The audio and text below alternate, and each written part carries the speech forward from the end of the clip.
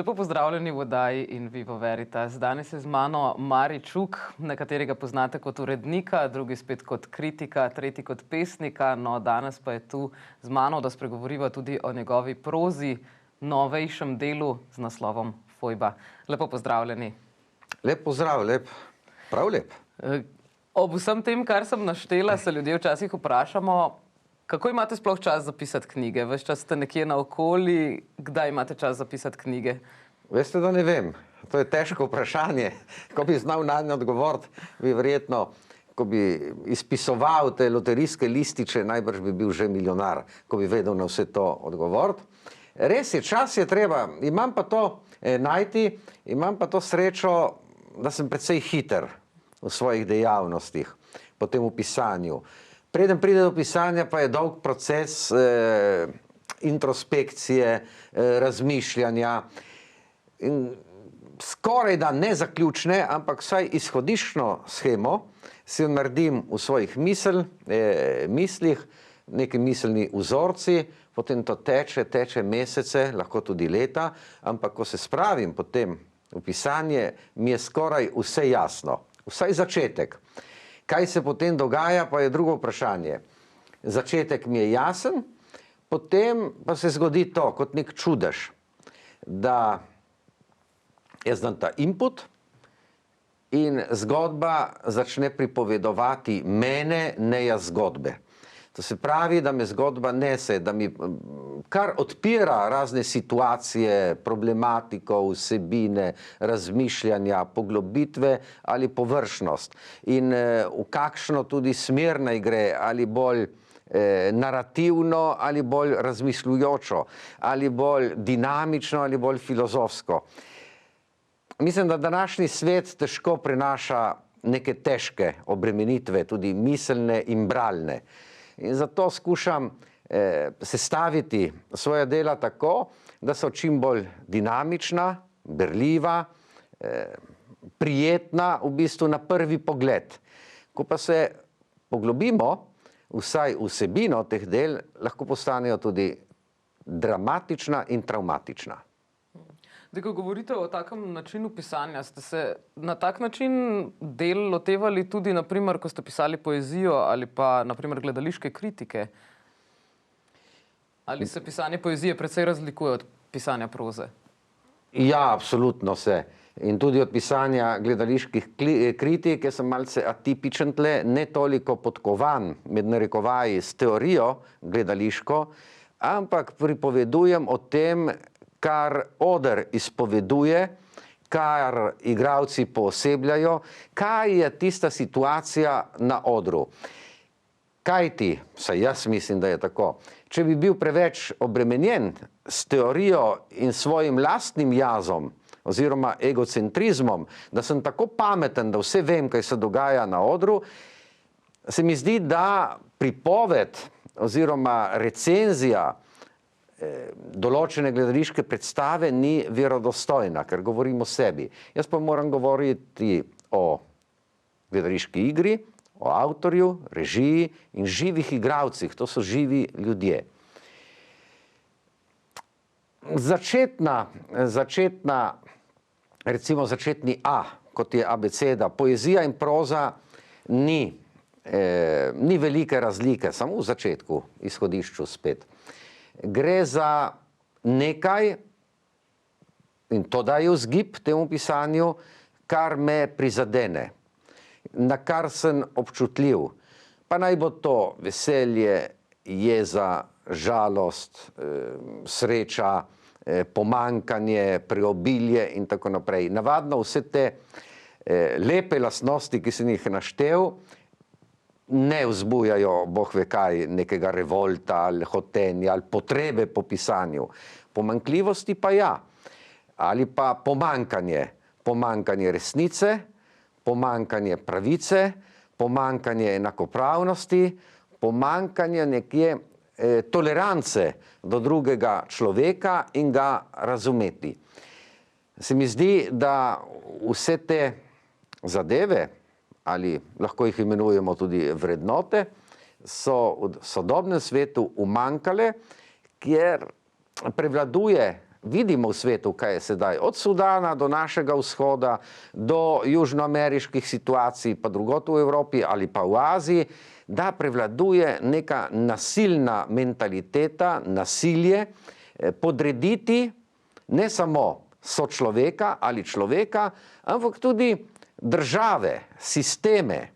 In kot vidimo danes v bistvu gre za spor, vojno med velesilami, ne temi majhnimi silami in majhnimi entitetami ali enotami, ampak kdo bo prevladal v svetu in kdo ga bo skozi svoje oči, skozi svojo ideologijo, skozi svoje pojmovanje sveta in življenja pač uravnaval in podredil ta svet. In sedaj, kot vidimo, so različni bloki. Na eni strani Amerika, na drugi strani Kitajska, na tretji strani Rusija, pa še zveza NATO, pa še nekatere druge zveze in povezave. In vse to lahko, to veliko planetarno strukturo pa lahko prenesemo tudi v naš mikrokozmos. Vse se dogaja na podlagi nekega mikrokozmosa. Zanimivo, če opazujete ali pa če se zamislimo nad tem, vse, kar se dogaja v neki najmanjši, lahko tudi družinski ali pa vaški celici, ni treba veliki, na krajevni ravni, ki jo mi obvladujemo že samimi sprehodi ali vožnjo ali kar, vse to se dogaja na teh makrovalovih svetovnega dogajanja. Nič se ni spremenilo. In moram reči, da sem prepričan v to, da ko opisujem ali pa razmišljam ali verzificiram ali proiziciram, no, če si izmisliva eno novo besedo, skovanko, semantično pa verjetno bo razumljivo, vse to, mislim, da iz te majhne pike se potem razširi in postane velika pika in iz našega majhnega, krajevnega in ozkega miljeja, da širimo misel v svet in opisujemo široki svet. V hipu, ko opisujemo svoje okolje, majhno okolje, hkrati opisujemo globalno okolje. Saj v to sem pač prepričan. Kajti, kako bom jaz zdaj, recimo, če ne živim v New Yorku, opisoval New York? Ja, Karl May je to počel, čeprav je bil slep v zaporu in je znal opisati vse to, kar se je dogajalo s takratnimi Indijanci, Winnetojem ali pa v Afriki. To je fantazija. Fantazija, vemo tudi dobro, ali pa fikcija postane resnica in resnica lahko postane fikcija. To je vse možno v umetnosti in književnosti. In niti ni pomembno, kje se to dogaja, ker lastne izkušnje ali lastna biografija ali lastna umeščenost v prostor lahko postane umeščenost v metropolo, v veliko mesto, milijonsko ali pa v svet. To je izhodišče. Mislim, da so problemi konec koncev človeka vedno isti.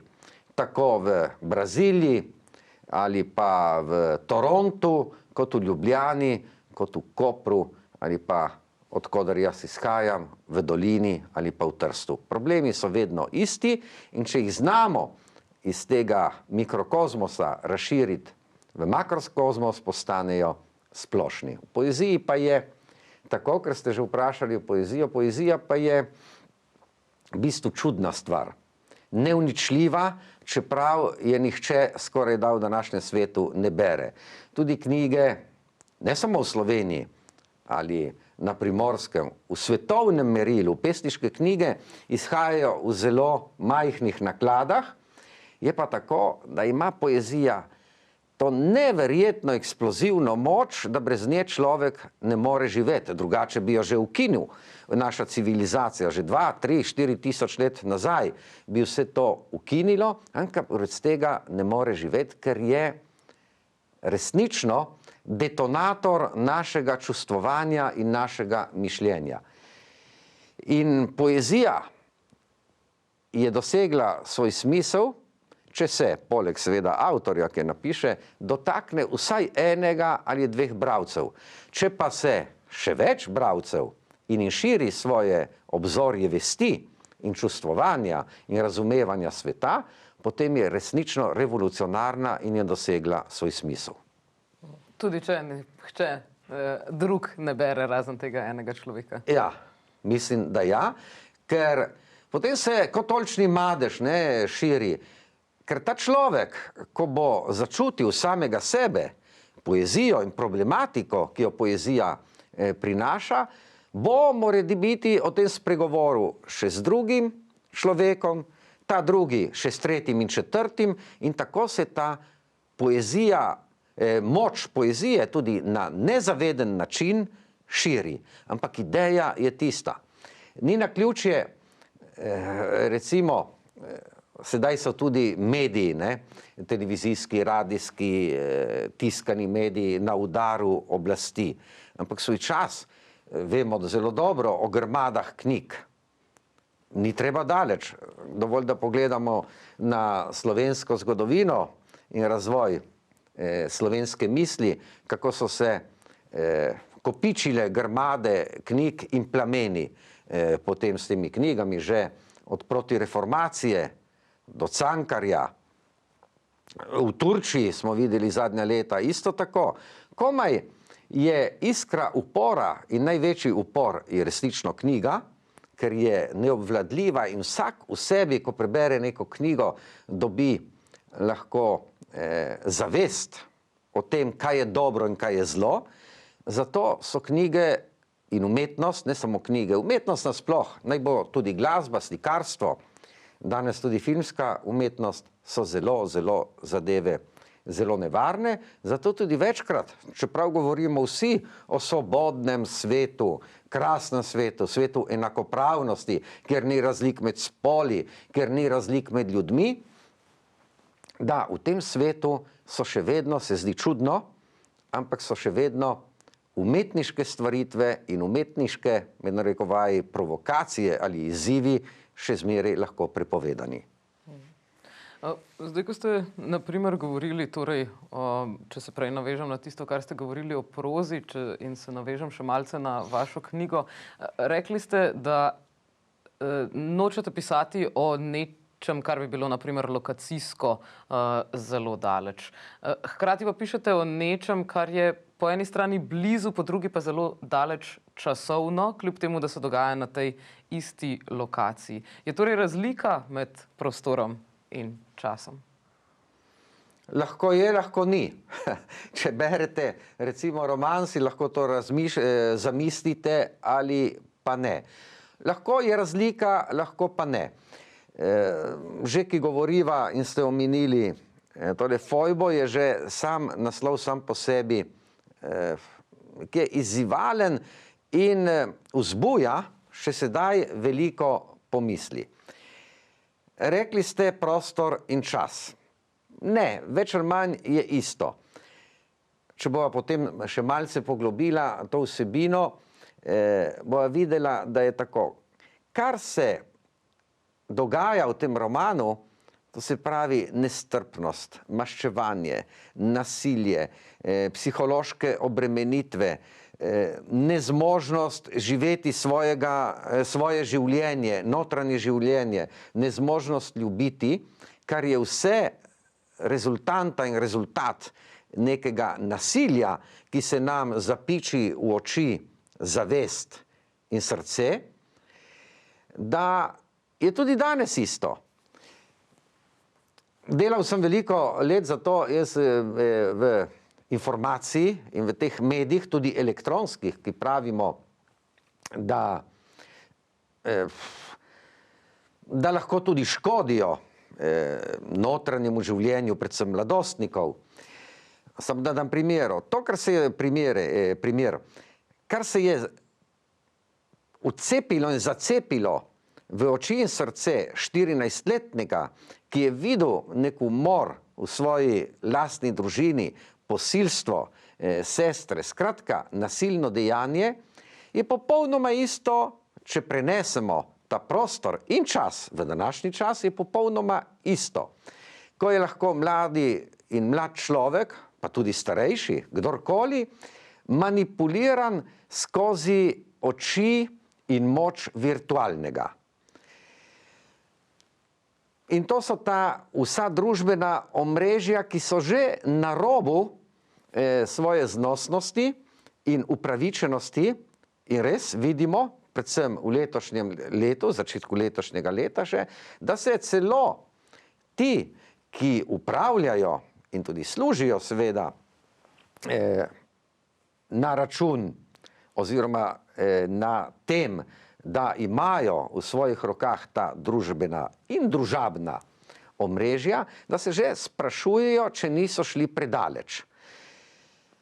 Ker če nek mladostnik, nek človek živi s svojim računalnikom, ali pa pametnim telefonom, ves dan v rokah, s TikToka ali pa toka z vsemi na tem svetu in vzpostavlja neke stike, ki so resnično stiki, ampak so stiki pod vprašajem, če so realni ali nerealni, in da začne živeti, govorimo o tem pradavnem in prabitnem čustvu, kot je ljubezen, da se zaljubimo samo v besede, nadaljavo, ne da bi človeka poznali, to je pač, se mi zdi, neko zavajanje naše čustvenosti, našega pogleda na drugega, na svet in se zaljubimo v nekaj, kar ni. Je samo lahko nastane potem v naši domišljiji, naši fantaziji, naših možganih, naših mišljenju, ampak mi govorimo z nekim praznim prostorom, ki sicer odbiva naše besede z nekimi odgovori ali se odziva z odzivnostjo na nas, ampak tudi tisti prostor naleti na ta prostor, ki ga v bistvu ni. Ga ne moremo, ni konkretnega nič. In če ni te konkretnosti, tudi filozofija sama, ki pravimo, da je odmaknjena od nekega realnega oprijema, tudi filozofijo lahko realiziramo realno. Videli smo v zgodovini, filozofske ideje so potem lahko konkretizirane. Da se ta misel, močna misel, lahko prenaša v dobro ali slabo, v dobro ideologijo ali slabo ideologijo, v zlo ali neke etične poglede na svet, ki so potem oplemenitijo naše bivanje.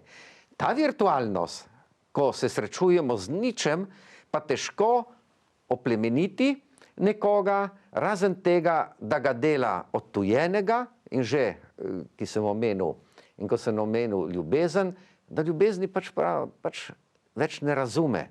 Ampak kaj je lepšega kot, recimo, pustiva kakršnekoli omejitve, kaj je lepšega kot objem, pogled v oči, poljub, stisk roke in tako dalje s komerkoli, ne pa z nekimi sencami, ki takih občutkov nam ne morejo dati, pa tudi, če se postavimo na glavo, ne. Ampak kljub temu knjiga kot nek medij pa nam ravno skozi besede pravzaprav pričara nek drug svet, ki mogoče nam je blizu, mogoče nam niti ni blizu in mora biti ravno tudi ljubezen lahko odseva skozi knjige. Nenazadnje skozi vaše besede tudi odsevajo ljubezen, sovraštvo in pravzaprav tudi preplet tega obojega. In če že govorimo o ljubezni in sovraštvu, naj vas mogoče malce takole provokativno vprašam, ko slišimo besedo fojba, zadnja leta se sploh v slovenskem prostoru precej izrablja čase druge svetovne vojne in posledic druge svetovne vojne. Zaradi tega se verjetno nekateri sprašujejo, ko tako naslovite knjigo, ki ravno govori o tem obdobju. Ali gre tukaj za obujanje spomina, za namen tega, da ne bi pozabili, kakšne strahote so se dogajale in v opomin, da se ne bi ponavljale, ali gre tukaj mogoče ravno za postavljanje na eno stran te tako pereče propagande?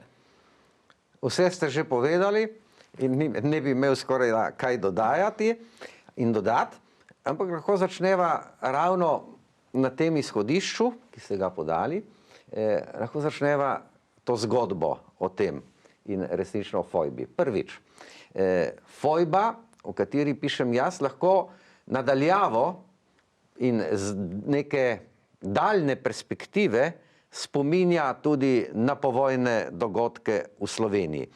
Ampak naracija je popolnoma drugačna. Tu ne gre.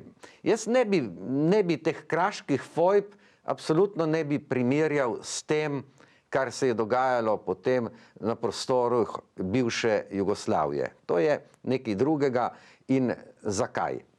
Prvič, knjiga je nastala, kot ste resnično dobro to opazili, je nastala, vi ste meni dala provokacijo, zdaj bom jaz dal vam, je nastala oziroma tistim, ki to delajo, je nastala zaradi stalne provokacije, predvsem v italijanskem prostoru.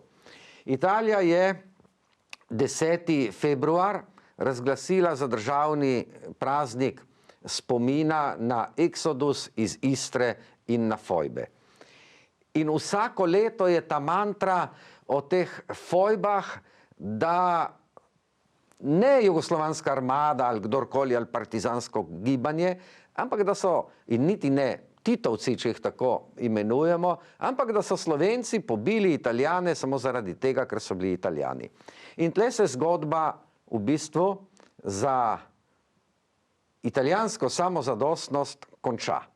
Kot da se je vse začelo pri teh pobojih oziroma teh nasilnih smrtih na Kraški Gmajni, tudi v Istri, jih je bilo kar nekaj, ampak ne samo strani partizanskega gibanja, ampak tudi strani italijanskih fašistov, ki so v fojbe metali Slovence, Istrane, Hrvate in tako naprej in tako naprej. In tle se, kot sem rekel, zgodba pri fojbi konča. In človek se lahko samo vpraša, pa kakšna je bila ta surovost teh barbarov, teh ljudi, da so nekatere soljudi, da so sočloveka zmetali v fojbo samo zato, ker je bil nekaj drugega. In italijanska zgodba, ta retorika, ta demagoška, ta propagandna, kot ste tudi rekli, pravilno označili to stvar, se tu konča. Kot da prej, pred temi fojbami, ni bilo nič. Da so se po naših deželah pasle same ovčice, jagnjeta, ki so lepo meketala, mulila travo in se lepo imela. Pa ni tako. Naš prostor, vsaj primorski, je bil 25 let podvržen od požiga Narodnega doma, kar je bil vrh piramide in tega stožca. Še prej so se dogajali... Vrh ali začetek? Vrh in začetek, eden izmed vrhov. In na tem vrhu potem je bil začetek, ampak prav na vrhu, oziroma lahko bi rekli tudi drugače. Prvo dejanje genocidnega pohoda fašizma zoper slovenski narod, slovenskega človeka, primorskega človeka in zoper vse, kar ni dišalo po italijanstvu ali višji rasi.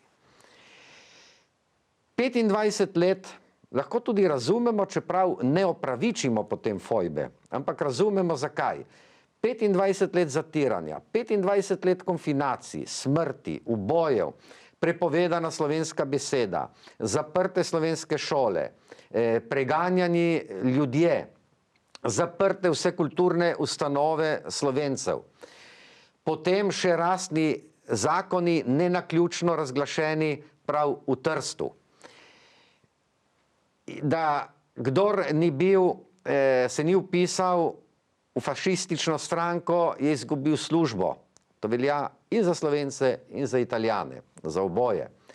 Kdor ni bil poslušen in ubogljiv fašistični ideologiji, je bila tudi lahko prizadeta njegova družina. So ga izselili. Tudi tu je bil eksodus. Na tisoče Slovencev se je izselilo potem v Jugoslavijo. oziroma v Slovenijo, takratno bolj na Štajersko, v Ljubljano, vse na tisoče Slovencev.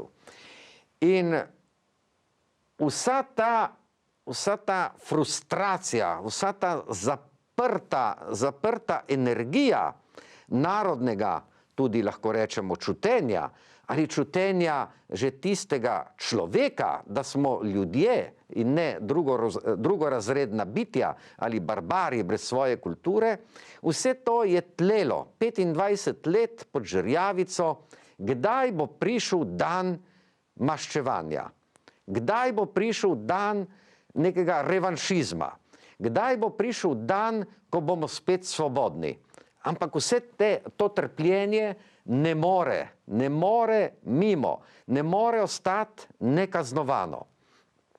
In žal, razumljivo pravim, ampak jaz ne opravičujem nasilja, knjiga Roman Fojba je pravzaprav klic proti nasilju, klic za humanistične odnose, klic k humanistični ideji in skoraj da, čeprav je težko izreči to besedo, odpuščanju. Ampak razumljivo in razumeti je treba, da nek revolt po letih nasilja nastane, tak ali drugačen, neopravičljiv, ponavljam.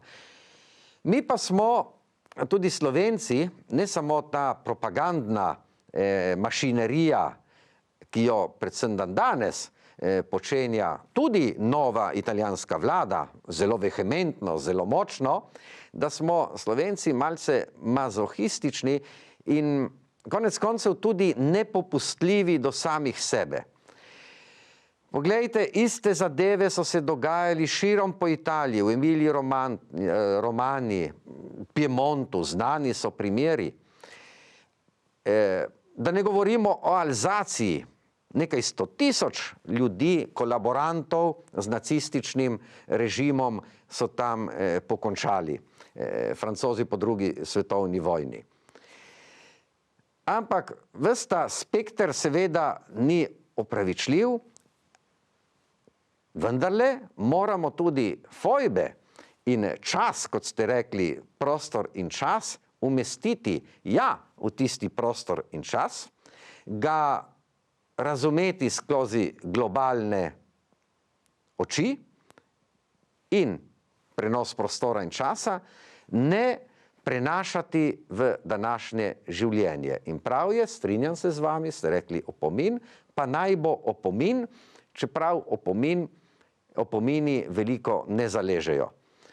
Tudi, če bi bila vi ali pa jaz učitelj v šoli, opomnim nekega dijaka, naj ne je malice med poukom, bo zaleglo, ja, za uro ali dve, ali pa en teden in potem bo spet poskušal pojesti tisto malico, če je lačen ali pa ne, ampak že zaradi tega, da se nekaj upre nekim ukazom ali pa da dokaže svojo moč ali karkoli.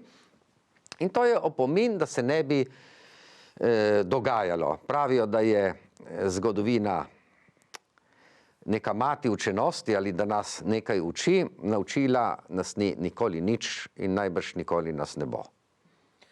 Pa se vam vseeno zdi, da mogoče glede te tematike, da ima prav naprimer Spomenka Hribar, ko je v razkolu ravno pisala o tem, da bi bil prvi korak v smer vseeno večje solidarnosti, tolerance, da bi se torej ena stran dejansko javno opravičila drugi. Nekaj takega je sicer Borut Pahor poskušal storiti na način, ki so mu mnogi oporekali. Kaj si vi konkretno mislite o tem držanju za roke ob spomeniku pri bazoviški fojbi? Se vam zdi, da je to mogoče tudi nek podoben opomin? Mislim, da je. Mnogi se s tem niso strinjali. Mnogi se strinjamo ali so se strinjali z zadržkom, mnogi so pozdravili. Ampak mislim, da čeprav težka, dramatična, da so simbolne geste, da vendarle nekaj pripovedujejo, nekaj povejo in da blažijo rane spomina ne odpravljajo spomina, kar bi bilo brez veze, spomin mora ostati, ker človek brez spomina ne more živeti, vsak človek, že od rojstva naprej, imamo neko svoje zaledje, kakršnokoli, čustveno, mišljenjsko in tako naprej, to je razvoj, tega ne moramo zbrisati, niti v zrelih letih, mladost nam vedno prihaja tudi v starost in to nosimo, to je razvojna pot vsakega človeka in spomin moramo nositi s sabo. Jaz mislim, da se je kolikor vem, veste, nisem toliko poučen o tem, da se je tudi že predsednik Zveze borcev Slovenije, Janez Stanovnik, nekje opravičil za povojne poboje v Sloveniji. Še vedno trdim neopravičljivi, ampak lahko jih tudi razumemo, čeprav jih ne opravičimo. Če se pa sedaj neka druga opcija, kot vidimo tudi sedaj v Italiji, ampak tudi v Sloveniji, če neka druga opcija gradi svojo politično moč na nekem stalnem premlevanju in pogrevanju zgodovine v politične namene in v politično korist, to nekaj ni v redu. In se strinjam, kot ste rekli, čas bi bil za to težko besedo, ki je sprava. Mora pa, tudi dve strani sta za spravo morata biti. Ena, da prizna in se lahko opraviči za svoje grehe, za gorje, za smrt, prav tako se mora tudi druga stran opravičiti za svoje zablode, kolaboracijo, sodelovanje z okupatorjem in tako dalje in tako dalje. Brez tega ne gre. Krivde ne moremo prenašati iz ene le na drugo stran in obratno, drugače do te sprave nikoli ne bo prišlo. Ko pa si vsak prevzame svoje grehe ali svoje madeže nase, bi bilo dovolj že za to, da si nase prevzame in to prezna, ne da bi zahteval od drugega isto, je že korak naprej. Ker potem pride skoraj da avtomatično do pomiritve in do zglajenih odnosov. Zgodovina ostane tam, smo velike napake in gorje povzročili mi, ampak ste ga tudi mi. Izhodiščna ideja pa je vendarle bila drugačna. Nekdo se je boril za svobodo, čeprav je bila ta potem svoboda zlorabljena z ene politične opcije, se je pa boril za svobodo, se je boril proti diktaturam, okupatorjem, nacizmu in fašizmu, nekdo drug pa je s tem sodeloval. Tu ne more biti dileme, tu je resnica ne samo zgodovinska, ampak objektivna resnica. Ampak kljub temu bi lahko pa vendarle prišlo do tega. Ne da bi se z smrtjo, z zgodovino in tudi še vedno z grožnjami vi ste taki, ali pa opredeljevanjem, kdo je kaj in kakšen je kdo, da bi to, dokler do tega ne bo prišlo, da na to pozabimo, ne bo prišlo seveda do tega, ker tudi miselno ali besedno nasilje na drugi strani izzove tudi miselno in besedno nasilje. Vsak prizna svoje, to je, ni treba, veste, tudi ta sprava. Saj vemo, kako je, že statistike v svetu nam kažejo, koliko ločitev je sedaj v družinah. Recimo ločitve po družinah. Če se zdaj zakonca ves čas in stalno obtožujeta, kdo je česa kriv, tudi če se ločita, bo vedno ta ločitev nekje travmatična. Če pa se ločita, dan sem primer, če se ločita v nekem strpnem okolju, strpnosti eden do drugega. Poglej, to ne gre več, sva drugačna, jaz mislim tako, ti misliš tako.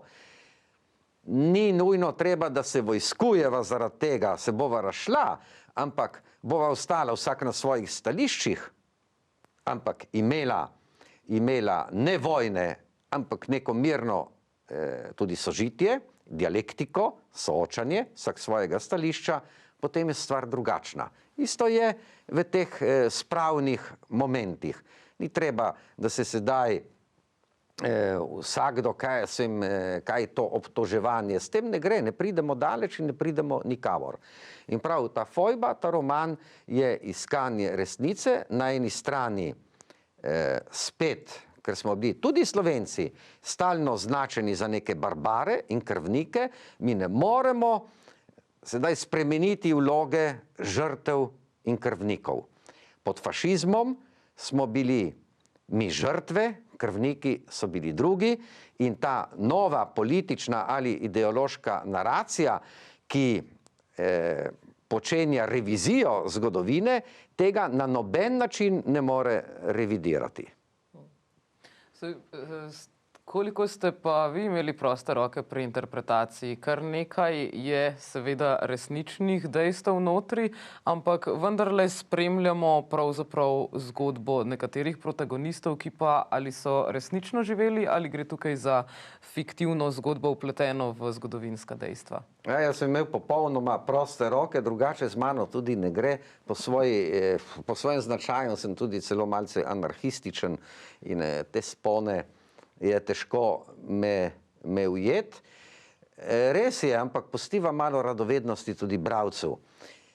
Vračam se na izhodišče, ko je v umetnosti lahko vse mogoče.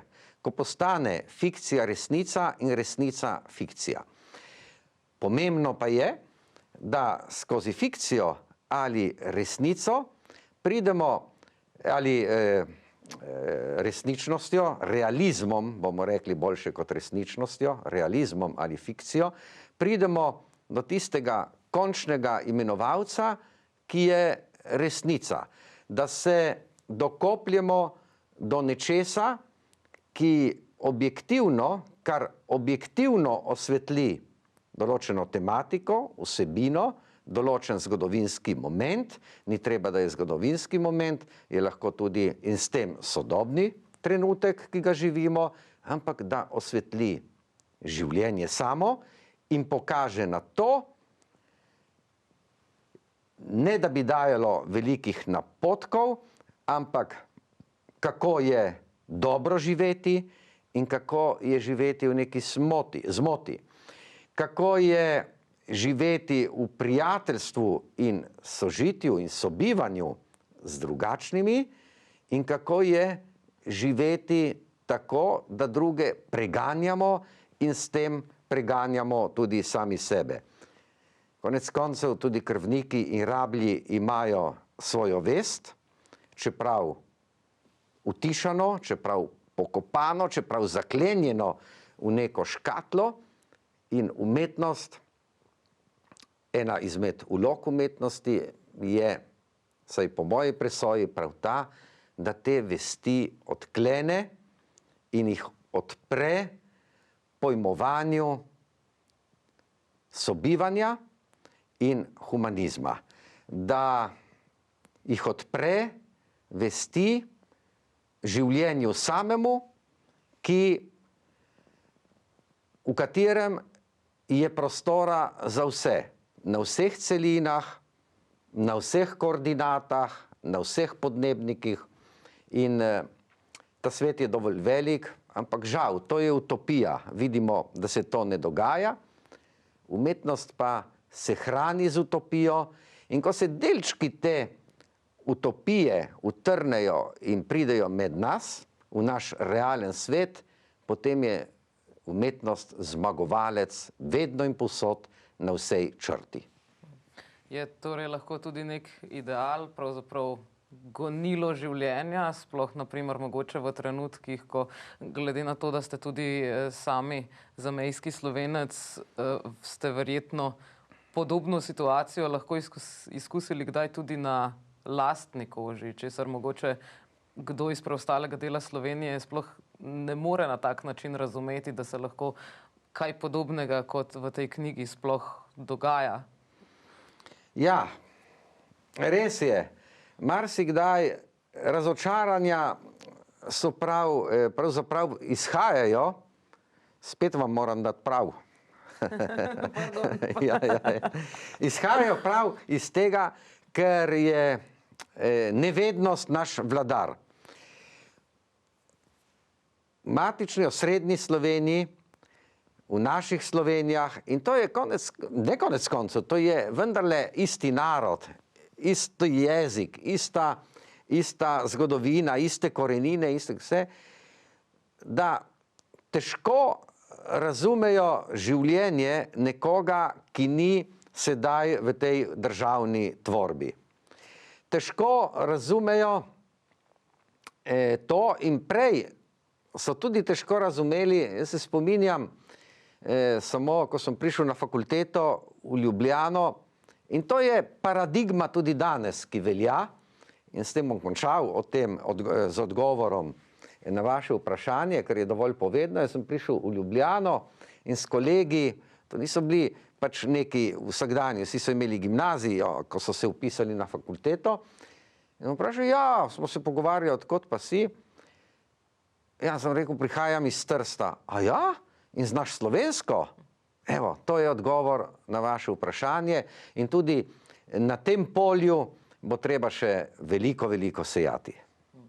Mogoče še čisto za konec, ravno v tem smislu nerazumevanja preostale Slovenije, mogoče zamejske situacije, se včasih nekateri, mogoče tudi bolj anarhistično naravnani, vprašajo, je torej narod res tako pomemben, v tem smislu, da danes mogoče nekje v Ljubljani ali celo na Štajerskem, na Gorenjskem, ko bo nekdo preveč govoril ali predolgo o narodu, bo morda razumljen kot nacionalist, ekstremist. Medtem ko se mi zdi, da v zamejski Sloveniji je vendarle ta nacionalizem oziroma govor o narodu razumljen drugače, bolj v smislu patriotizma. Je mogoče tudi to nekaj, kar se vam zdi, da seva skozi knjigo in nenazadnje tudi skozi trenutno še stanje v zamejstvu? Jaz ne bi rekel, da niti ne skozi patriotizma, ampak skozi neke oči normalnosti. Že sama Evropa in Evropska unija, na to velikokrat pozabljamo, je zgrajena, mislim, da je to prvi ali drugi člen ustanovne listine celo, ampak tam blizu smo, v matematiki nisem bil vedno dobro podkovan, piše, da je to Evropa narodov. In s tem je povedano vse. Res je, narod prevečkrat, ampak to mislim, da so salonske opredelitve in nekoga, ki trati čas z resnično nepomembnimi zadevami. Beseda narod ni sinonim za nacionalizem, nasprotno. Mi smo pripadniki določenega naroda, pa ne bo to Slovenec, Italijan, Francoz, Nemec, kdorkoli, ponosni na to, ampak odprti svetu. Tudi jezik, veliko teorije je bilo tudi o jeziku, da je to pač tudi o narodu, da je to pač lahko tudi politična opredelitev, da se opredelimo za nekaj ali drugega. Mislim, da to ni res, ampak tudi če je res, opredelitev potem nas drži. Če se pač opredelimo za slovenščino, ali smo Slovenci, ali kot narod je to slovenski narod, to z nacionalizmom nima nobene zveze. To gre za človeško obstajanje, za človeški obstoj nas kot ljudi, da gojimo neke skupne navezave v tem narodu, da skušamo rasti s svojo intelektualno, delovno, človeško potenco in to potenco potem lahko presajamo drugim in s tem bogatimo sebe in prostor. Če pa se opredelimo za asimilacijske tokove, za neko tudi narodno brezkrvnost, potem se lahko vprašamo, kaj pravzaprav smo. Se lahko vprašamo, zakaj je ta naša obstojnost na kulturi od brižinskih spomenikov do danes, od neverjetnega odpora fašizmu in temnim silam. Naši niti ne še tako dolgi predniki ali toliko nazaj predniki, zakaj so se oni tako krčevito držali svojega slovenstva, svoje besede, svojega jezika, ker je ta narodni čut ali jezikovni čut ali pripadnost jeziku in narodu odpor zoper nasilje in ginevanje, je odpor zoper smrt. Mi pa nočemo umreti, ker če bi umrli kot narod, kaj smo pa potem? Samo ljudje postanemo roboti. In gre za robotizacijo človeštva, čemur se narodi upirajo, zakaj se ne bi v imenu naroda, slovenstva, kar je plemenita in ne nacionalistična tvorba, zakaj se bi tej robotizaciji ne uprli tudi mi. Naj s to modro mislijo tudi zaključiva današnji pogovor. Resnično lepa hvala, da ste si vzeli čas in ste se danes oglasili v studiu. Hvala vam za tako lep studio in taka vprašanja. Vi, dragi gledalci, pa le vzemite v roke tudi knjigo Fojba, izšla je pri založbi Mladika. Bere se mogoče enostavneje, napisana je z enostavnejšimi in lepše tekočimi besedami, mogoče kot sva jih danes uporabljala, ko sva se poglabljala v nekatere malce bolj tudi ideološke postavke, tako da verjamem, da si jo lahko privoščite tudi na kak lep poletni dan pod bližnjim drevesom. Več seveda v knjigi, z nami pa le ostanite tudi na Megafon TV. Lep pozdrav.